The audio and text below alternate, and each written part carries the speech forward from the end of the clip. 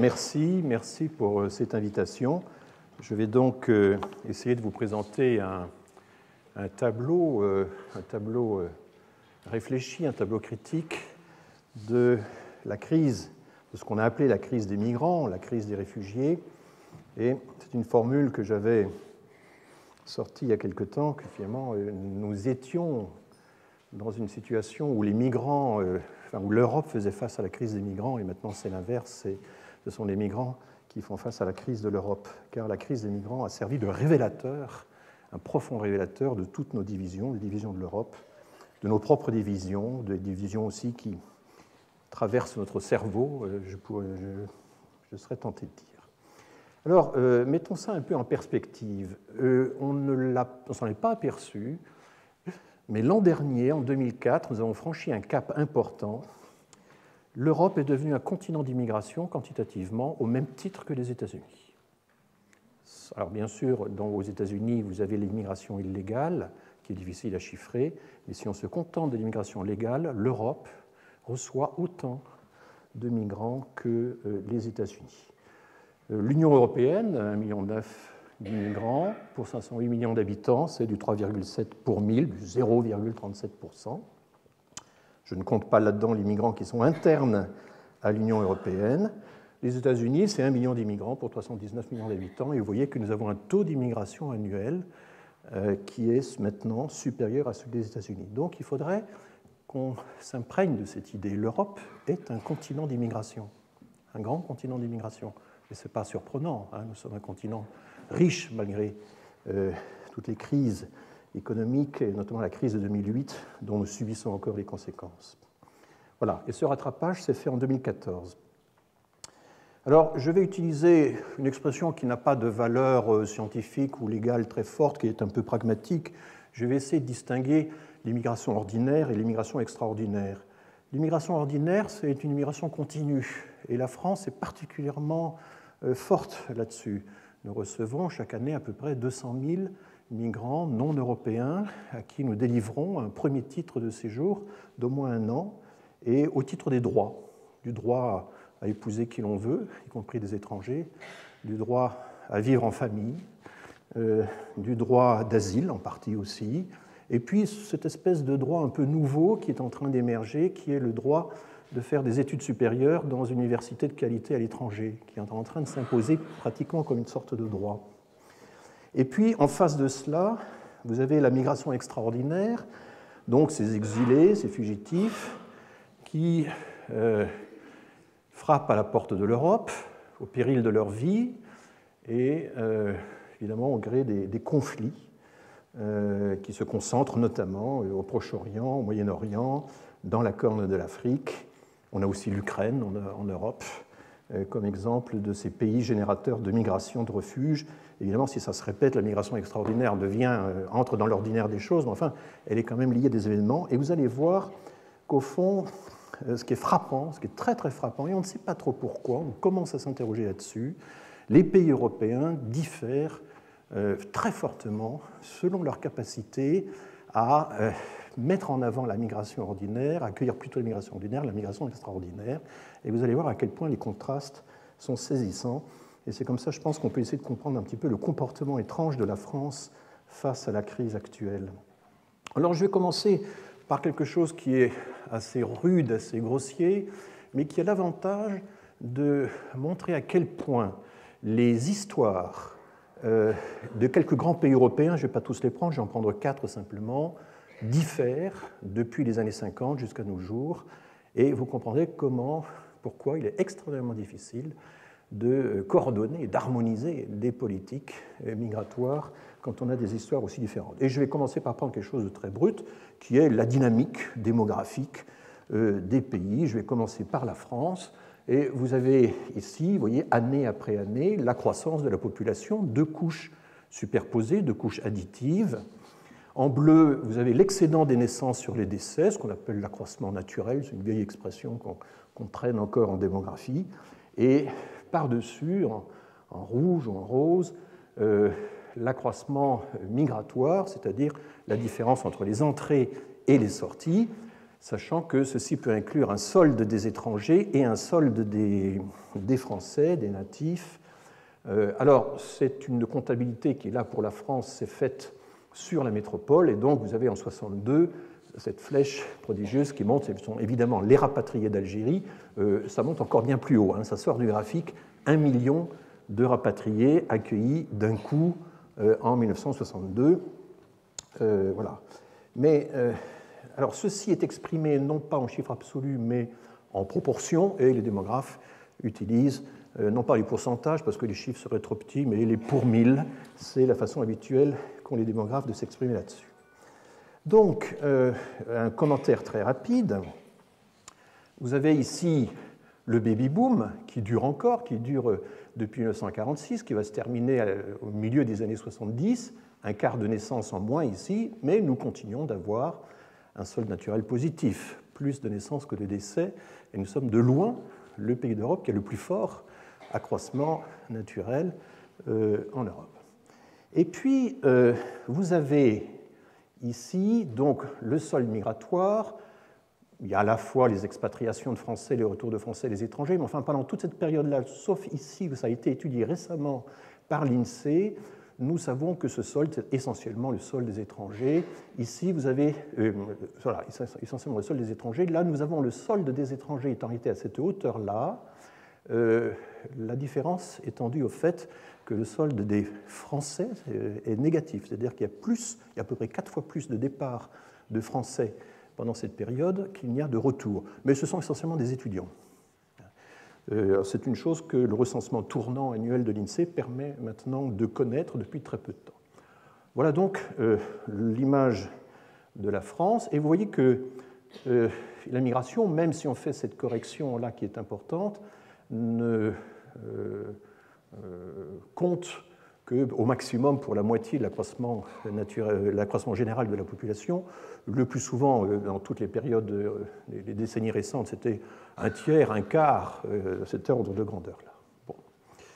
Si maintenant nous passons à l'Allemagne, c'est la même échelle, c'est en proportion. Et vous voyez tout de suite que l'histoire est totalement différente. Et vous voyez tout de suite que ce profil en montagne russe n'a rien à voir avec le nôtre. Et c'est là une des interrogations essentielles que je vais avoir dans cet exposé. Comment peut-on expliquer une telle différence entre deux pays limitrophes? Alors d'abord, vous avez la couche bleue qui correspond au sol naturel, et vous voyez que l'Allemagne a un baby-boom très rapide, très tardif, qui dure seulement quelques années, dans les années 60. Ça s'effondre, et ensuite, le solde est négatif, ce qui veut dire qu'il y a plus de décès que de naissances dans toutes ces périodes-là, et c'est encore le cas actuellement. Et l'Allemagne est entrée dans ce qu'on appelle la seconde transition démographique, c'est-à-dire un nouveau régime démographique où les unions sont rares, sont tardives, il y a moins de naissances, et la migration, du coup, joue un rôle considérable dans le rééquilibrage de la dynamique démographique. Alors, vous voyez que l'Allemagne, par rapport à la France, où je reviens, qui avait, pour sa reconstruction, fait appel à des volumes considérables de travailleurs immigrés, l'Allemagne a commencé, s'est lancée dans l'immigration un peu plus tard que la France, à peu près 7-8 ans plus tard. Elle a eu des interruptions assez fortes liées à certaines crises économiques. Le solde migratoire, à plusieurs reprises, est tombé à zéro. Et cette relative faiblesse de l'immigration par rapport à la France, explique qu'aujourd'hui encore, nous avons proportionnellement moins de seconde génération que l'Allemagne. La seconde génération, c'est techniquement les enfants d'immigrés, d'un ou deux immigrés, mais qui sont nés en France. Nous en avons proportionnellement moins parce que nous avons eu une continuité dans l'immigration que l'Allemagne n'a pas eue. Nous en avons plus que l'Allemagne parce que nous avons une continuité.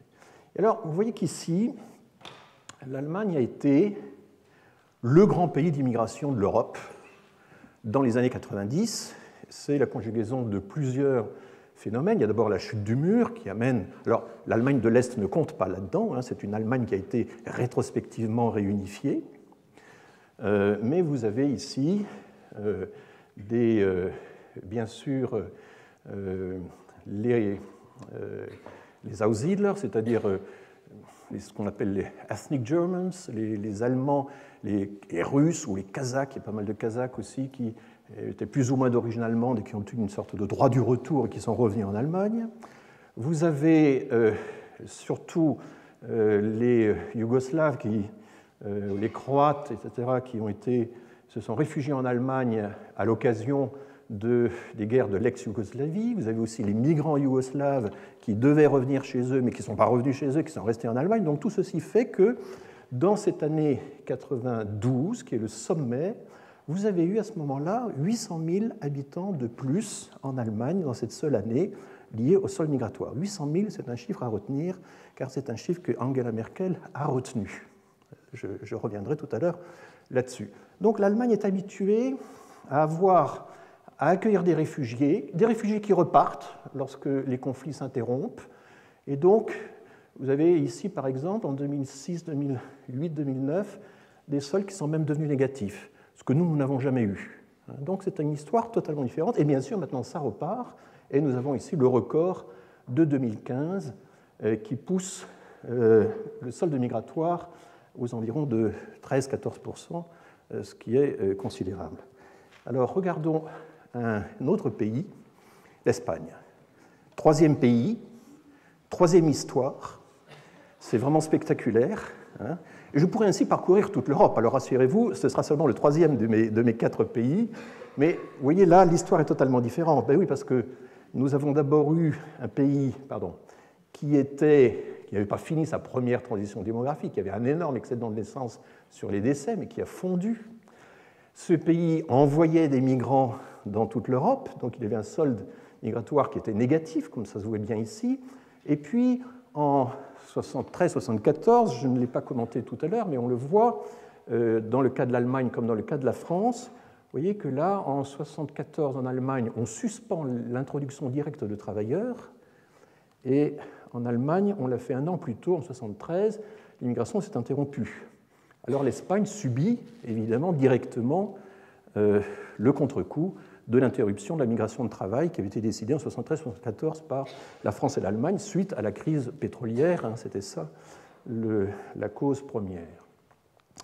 L'Espagne entre dans l'Union européenne en 1986. Alors il faut que je retrouve, voilà, en 1986 par là, et puis devient un pays d'immigration. Et là, vous avez, alors que l'Allemagne avait été de loin le grand pays d'immigration de l'Europe dans les années 90, dans les années 2000, c'est l'Espagne et secondairement l'Italie. Si je vous présentais le profil de l'Italie, ce serait assez semblable, mais peut-être moins accentué.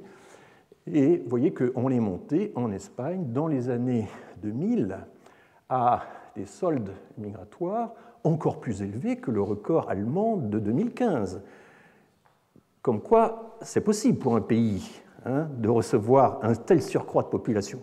Tout ceci, c'est proportionnel à sa population. Et puis, cette immigration serait liée à la construction, à l'immobilier, donc par conséquent, mais aussi à l'agriculture, au tourisme, etc. Eh bien, c'est une bulle qui s'est effondrée en même temps que la bulle immobilière, la crise de 2008, et l'Espagne est maintenant redevenue un pays d'émigration, comme tous les instituts de recherche le savent, puisque nous recrutons maintenant assez souvent des chercheurs espagnols ou italiens. Voilà, alors je termine par le 4e pays, qui est le Royaume-Uni. Alors, ce sont des soldes migratoires, c'est un peu compliqué, les échanges entre la Grande-Bretagne et le Commonwealth ont été extrêmement complexes, mais vous voyez qu'on n'a pas une masse d'immigration significative dans toutes ces années-là, et là encore, ça explique que la Grande-Bretagne actuellement est beaucoup moins de seconde génération, proportionnellement, que nous. D'où des problèmes de nature très différente. Et puis, le baby-boom, vous voyez, a fait que le solde naturel, contrairement à ce qui se passe en France, connaît quand même d'assez grosses fluctuations et une très forte immigration, alors qui est partagée entre l'Europe centrale et les nouveaux pays du Commonwealth, compte maintenant énormément dans la croissance.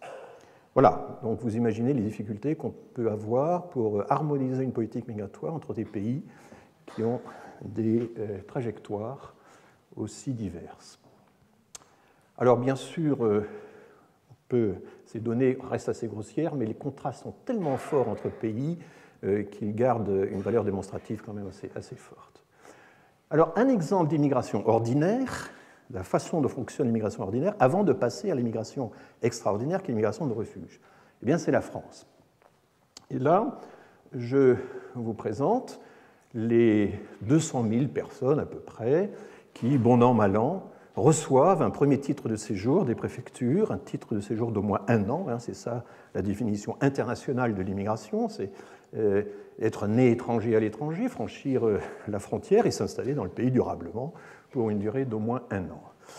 Et ce qui est frappant là-dedans, c'est que l'immense majorité des gens non européens, hein, ils n'appartiennent ni à l'Union européenne, ni au petit ensemble Norvège, Suisse, Islande, etc., entrent pourquoi? Parce qu'ils en ont le droit. Vous avez là-dedans un groupe important, et on en parle beaucoup en ce moment dans la campagne électorale, c'est toute la migration familiale. Elle se décompose en plusieurs ensembles. Alors là, parfois, moi, je ne suis pas toujours d'accord avec les rubriques de fact-checking ou de décodage ou de vrai du faux. Bon, ceci vient du site du ministère de l'Intérieur, qui est doté depuis quelques années d'une équipe de statisticiens venant essentiellement de l'INSEE qui sont de qualité. Hein. Le système statistique français rayonne partout avec les mêmes critères et depuis peu, le ministère de l'Intérieur est doté lui aussi d'un service statistique de grande qualité et tout à fait fiable. Alors vous avez ici, en gros, prenons une année moyenne comme 2010, vous avez 50 000 personnes qui sont les familles de Français. Qu'est-ce que c'est? Un Français a le droit, une Française a le droit d'épouser qui il veut. C'est un droit internationalement reconnu. Et il a donc le droit d'épouser une étrangère ou un étranger et de faire venir ce nouveau conjoint. Et donc il déclenche une migration que dans beaucoup de pays, pas en France, on appelle une migration matrimoniale. En anglais, parfois on parle de marriage migration. Les Néerlandais utilisent aussi cette expression. Là, c'est conjoint de français, c'est le titre officiel aux familles de français. Donc l'appelant, comme on dit, ou le demandeur, est un Français. Il a la nationalité française. Il peut être lui-même d'origine étrangère, mais il se trouve qu'il a la nationalité française au moment où il fait sa demande. Et ceci, ces 50 000 personnes qui arrivent chaque année de pays non européens, c'est plus important numériquement, alors je vais m'habituer à que le regroupement familial stricto sensu, qui est aux alentours de 33 000, 35 000, 40 000 personnes selon les années. Là, l'appelant est un étranger ou une étrangère, déjà installé en France, ce n'est pas un Français, mais il a le droit de vivre en famille, de mener une vie familiale normale, au titre, ça a d'abord été reconnu, alors il y a le célèbre arrêt Gisti, et Daniel Lochac est dans la salle, il y a un arrêt en 1978 qui reconnaît le fait que pour vivre une vie de famille normale, il faut avoir le droit de faire venir son conjoint, il faut que ce conjoint ait le droit de travailler. Mais dès 1976, le gouvernement français avait reconnu, après la fermeture de la suspension de l'immigration au travail, que ce droit devait être reconnu. Alors, c'est quelque chose qui hante beaucoup la blogosphère ultra. Un jour, un méchant, Jacques Chirac, a accordé le regroupement familial aux immigrés et il est la bête noire de l'extrême droite pour cette raison-là. C'est pas du tout, en fait. Alors parfois, c'est Valéry Giscard d'Estaing qui est visé. En fait, ce n'était pas du tout une décision personnelle, c'était quelque chose, une décision qu'on ne pouvait pas ne pas prendre et que le Conseil d'État, d'ailleurs, selon la très belle formule des juristes, le Conseil d'État a dégagé un principe universel qui est le droit à vivre en famille. Et ce droit ensuite, alors cet arrêté est maintenant un petit peu obsolète, il a été surclassé en quelque sorte par la Convention internationale des droits de l'homme, la Convention européenne, qui, partant un peu d'une autre base, mais reconnaît le même droit. Donc, alors ce sont les conjoints et les enfants, c'est la famille nucléaire stricte. Alors, s'ajoute à ça les étudiants auxquels j'ai déjà fait allusion, et vous voyez que leur nombre augmente. L'agence Campus France fait une publicité du tonnerre pour attirer les meilleurs étudiants étrangers, et ça marche. Nous faisons partie des 4 ou 5 pays au monde qui attirent des étudiants, avec les États-Unis, le Canada, l'Allemagne, l'Australie, enfin, il n'y en a pas beaucoup. Nous sommes dans le groupe des 5. Et puis, vous avez ici deux minces couches qui ne représentent même pas 10% du total chacune. L'asile, dont nous allons parler maintenant plus longuement, vous voyez que c'est même pas sur les 200 000, ça n'atteint pas, ça n'a jamais atteint 20 000 personnes par an.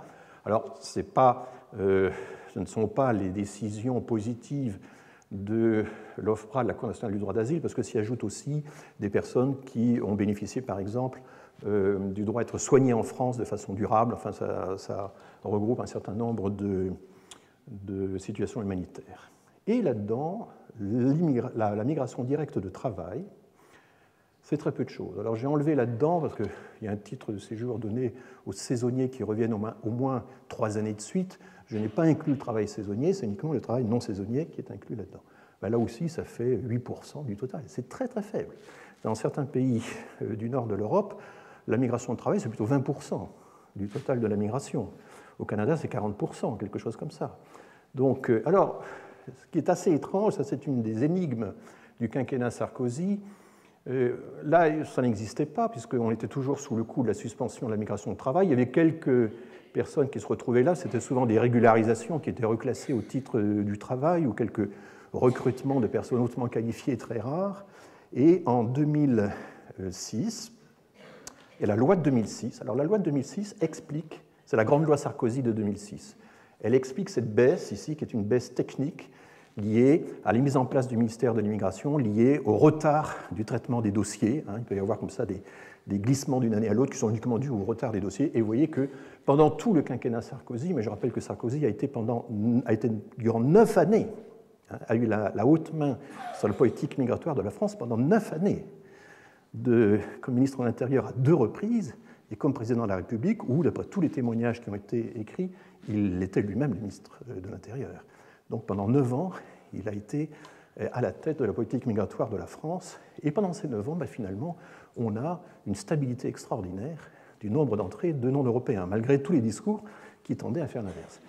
Mais au début, il y avait, vous vous souvenez, passé de l'immigration subie à l'immigration choisie. Vous vous souvenez de ce slogan qui sonnait très bien, qui avait une assonance qui frappait les esprits.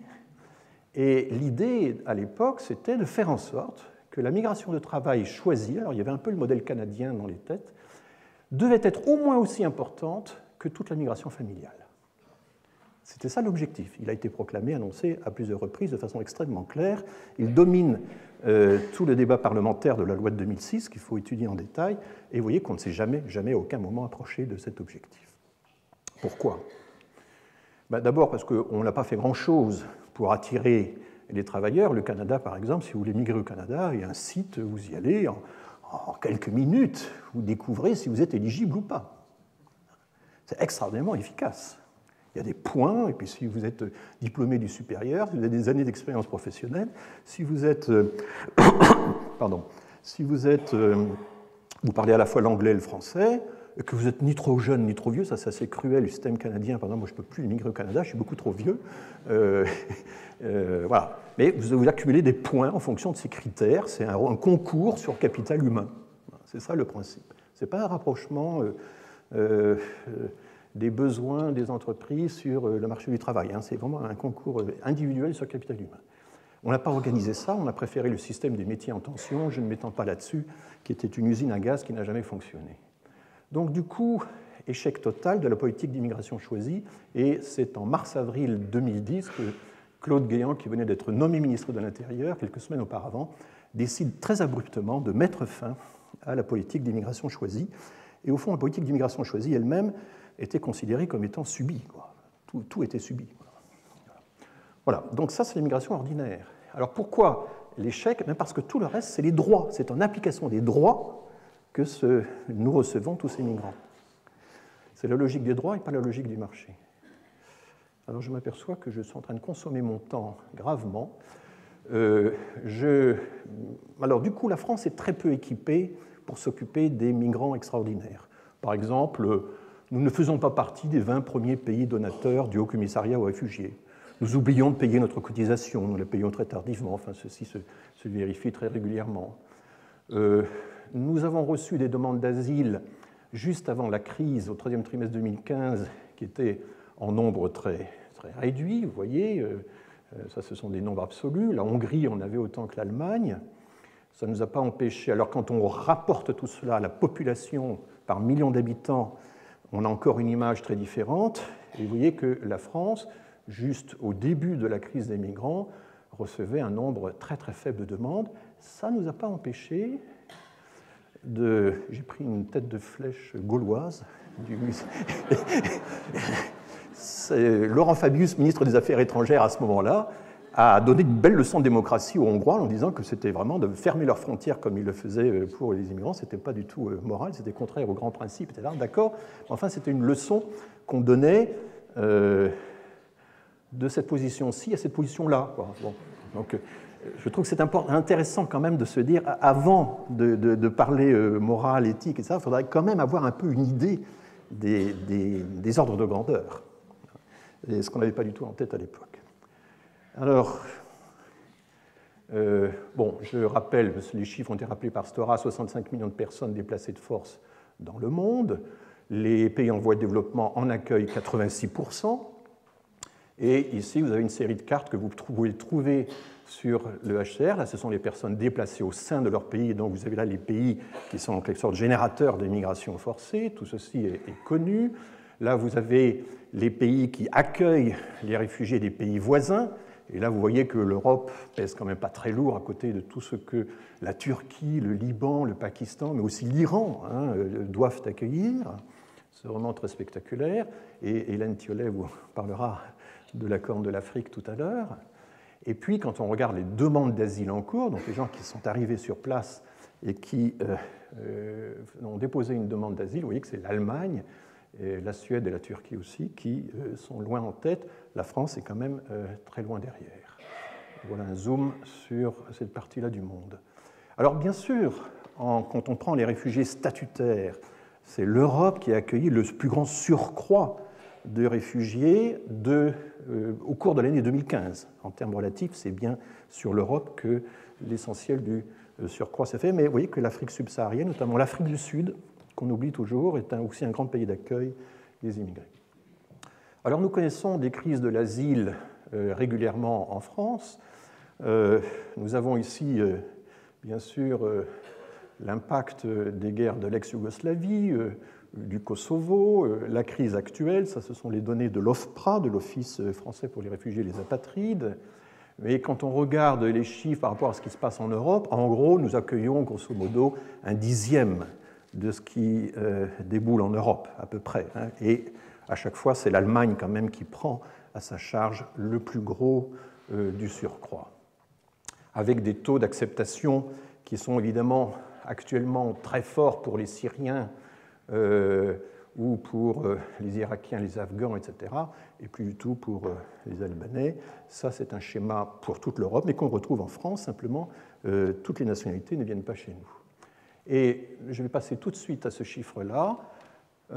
Quel est le taux d'accord, alors Daniel Lochac en parlera, de décisions positives par rapport aux demandes d'asile qui s'adressent à nous? Eh bien, vous voyez qu'on était descendu à des proportions extrêmement basses à la fin du quinquennat Sarkozy, puisqu'on avait 7%, quelque chose comme ça, de demandes accordées directement par l'OFPRA, au point que les recours étaient plus nombreux que les acceptations premières, ce qui n'est quand même pas normal. Enfin.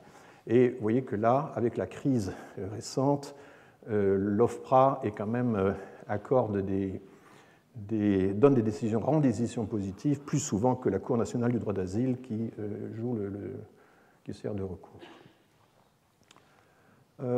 Alors, un des problèmes intéressants, c'est l'échec du plan Juncker. Vous savez, ce plan apparemment très rationnel qui devait répartir tous les migrants en Europe, les migrants excédentaires qui étaient retenus dans certains pays du sud de l'Europe, et il fallait que cette répartition soit proportionnelle à la population du pays de destination, proportionnelle à leur PIB, inversement proportionnelle au taux de chômage, ça c'est la France qui l'a demandé dans les négociations, inversement proportionnelle au nombre de demandes d'asile déjà traitées depuis 5 ans, et bon, ça ne s'est pas fait, hein. Ce plan a complètement échoué.